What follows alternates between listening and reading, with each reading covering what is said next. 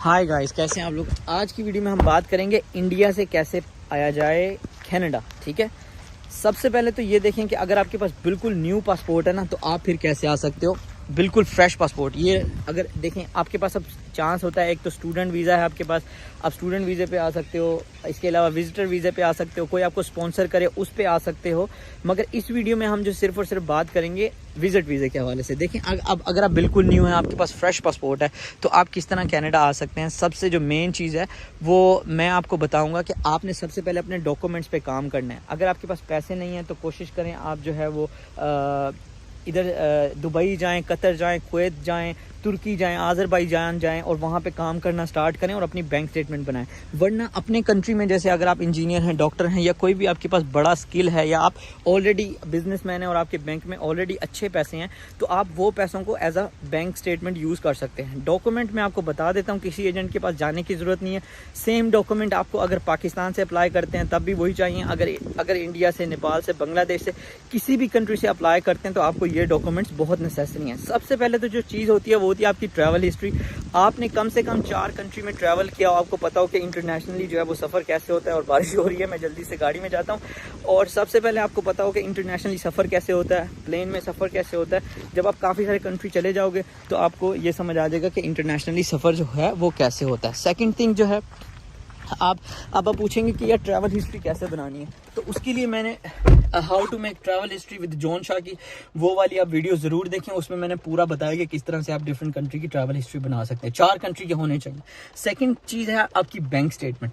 Bank statement क्या होती है? प्रूफ ऑफ फंड कि यार आप उस कंट्री में जा रहे हो तो वहाँ पर जाने के लिए आपको पैसे कहाँ से मिलेंगे। How to create bank statement की मैंने पूरी डिटेल वीडियो डाली है, वो ज़रूर देखें।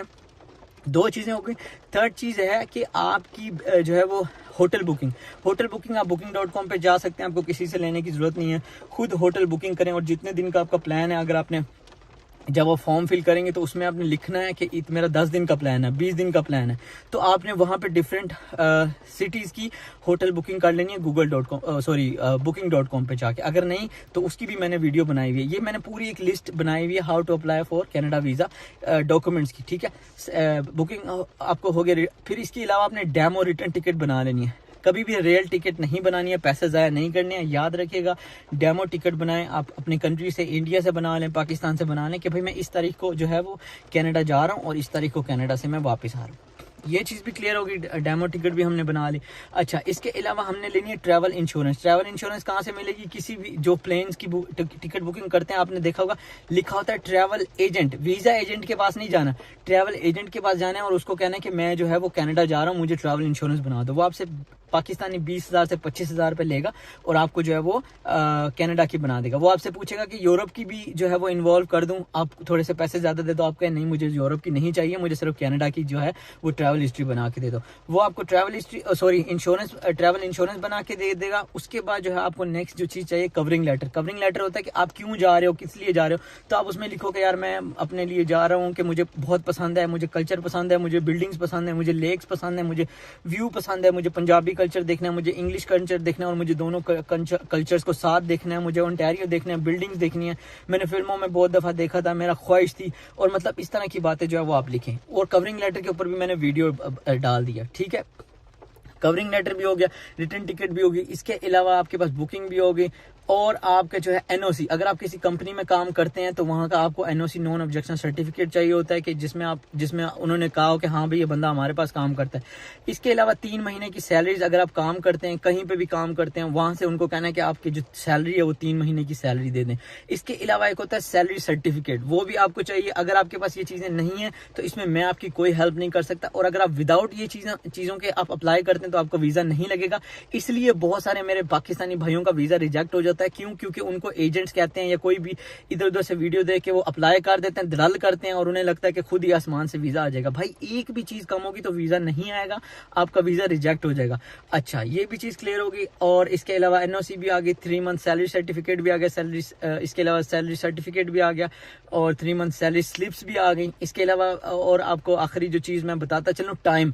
अब आपको टाइम कितना लगता है? देखें, ये सवाल मुझसे बहुत ज्यादा किया कि कितना टाइम लगता है। 27 डेज से लेकर 6 महीने लगते हैं।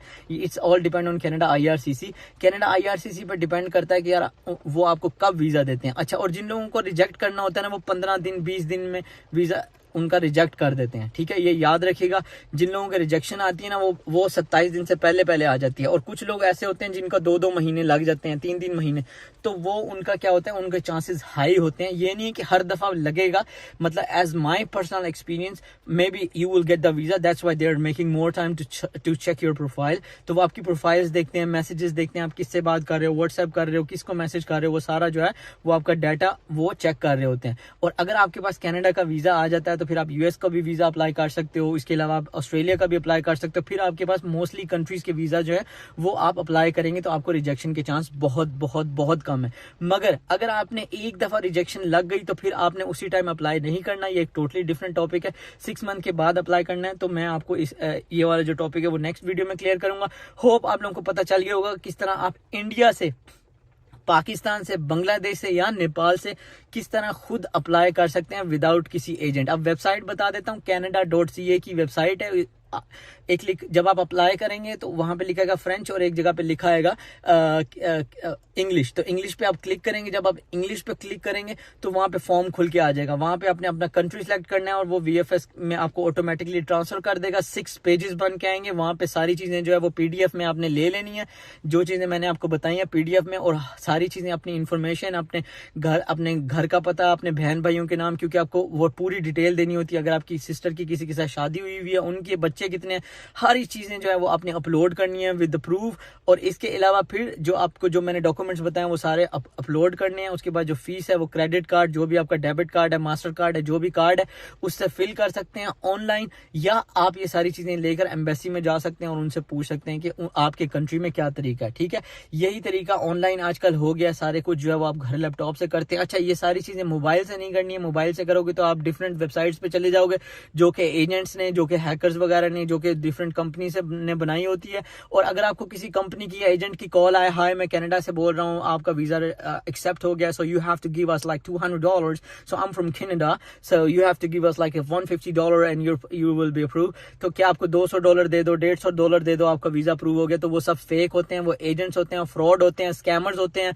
प्लीज किसी को ₹1 भी मत देना। जो ऑफिशियल वेबसाइट पे पैसे आप अपने कार्ड से भरते हो, बस वही पैसे होते हैं। इसके अलावा एम्बेसी वालों के पास इतना टाइम नहीं है कि आप जैसे लोगों को या हमारे जैसे लोगों को या किसी के जैसे लोगों को, भले वो डॉक्टर, इंजीनियर या वर्ल्ड गोल्ड मेडलिस्ट भी हो, के उनको फोन करके कहें यार प्लीज कनाडा आ जाओ। ठीक है, तो ये जो लोग डायरेक्ट कनाडा आते हैं ना, ये जो वो उनको कंपनीज कॉल करती हैं और वो डिफरेंट वे में कॉल करती हैं और उन कंपनी का बहुत बड़ा नाम होता है। तो आप लोग नॉर्मल से बंदे हैं, मैं भी नॉर्मल सा बंदा हूँ यार, मैं सीधी बात करता हूँ, सच्ची बात। हम जैसे लोगों को ना वो खुद कॉल कर करके नहीं कहेंगे यार आ जाओ। ठीक है, तो वो जो है वो आफिया सिद्दीकी या बड़े बड़े जैसे लोग होते हैं, इस तरह के लोगों को बुलाते हैं। तो खैर, अब मुख्तसर सी बात जो है बात खत्म करता हूँ। होप आपको पता चल गया होगा किस तरह आप कनाडा, नेपाल, इंडिया, बांग्लादेश से वीजा अप्लाई कर सकते हैं। टोटली डिटेल में वीडियो बनाई थी। मैंने सोचा था मैं यहाँ पे जो है वो 6-7 घंटे गुजारूंगा, मगर बारिश जो है वो थमने का नाम नहीं ले रही और मेरा भी यहाँ से जाने का दिल नहीं कर रहा और टॉपिक्स जहन में आए जा रहे हैं। यहाँ पे कवे देखें काले रंग के होते हैं,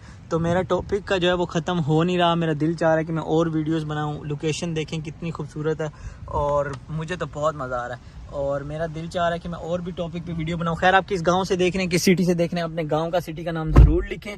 और मैं निकलता हूँ घर की तरफ। बट लिटरली मेरे पास अभी आज बहुत टॉपिक थे और मेरे ब्रेन में और टॉपिक आ रहा है। वीज़ा रिफ्यूज़ल का टॉपिक आ रहा है, या अगर आपको किसी स्पेशल टॉपिक पे वीडियो चाहिए तो कमेंट जरूर करें। बाकी मैं आपको स्पॉन्सरशिप, 4 स्पॉन्सरशिप होती हैं, वो मैं घर पे जाके लैपटॉप पे समझाऊंगा, क्योंकि यहाँ पे थोड़ी सी सर्दी भी है और बारिश भी है और मुझे 6 घंटे की ड्राइव वापस करनी है। होप आप लोग इस तरह प्यार देते रहेंगे। कमेंट में जरूर लिखिएगा। Love you so much, thank you so much.